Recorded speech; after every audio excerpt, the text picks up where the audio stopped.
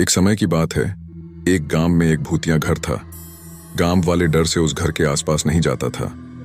गांव वालों का मानना था कि उस घर में एक जादूगर लड़की की आत्मा रहती है। एक दिन गांव के कुछ साहसी बच्चे उस भूतिया घर में जाने का और उस घर में घूमने का फैसला किया। बच्चे जब घर के सामने गए तो देखा सिर्फ खिड़की खुली हुई है और बे सभी उसी खिड़की से अंदर चले गए।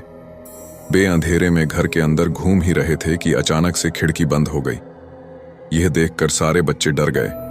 अचानक से वह लड़की जो कि एक की भूतनी थी, वो बच्चों के सामने आई और जोर जोर से हंसने लगी और कहा कि अब तुम सब मेरी बंदी हो, मैं किसी को जिंदा नहीं छोड़ूंगी।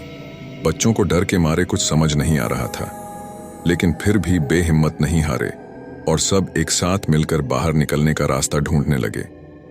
ढूंढते ढूंढते एक बच्चे को एक पुरानी किताब मिली जो कि एक जादुई किताब थी और उस किताब में एक जादुई मंत्र लिखा था जिसके उच्चारण करने से वह भूतनी घर से दूर भाग सकती थी। बच्चों ने मिलकर उस मंत्र को पढ़ना शुरू किया। अचानक से एक रोशनी घर के अंदर आई और उस भूत को साथ ले गई। भूत के घर से बाहर जाते ही घर के सारे दरवाजे और खिड़कियां अपने आप खुल गई और बच्चे दौड़कर बाहर निकल आए। उस दिन से वह घर भूत से आजाद हो गया। गांव वालों ने सारे बच्चों के साहस की तारीफ की और सबको इनाम भी दिया।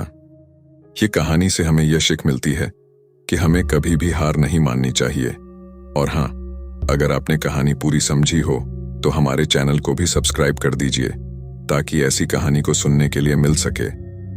धन्यवाद।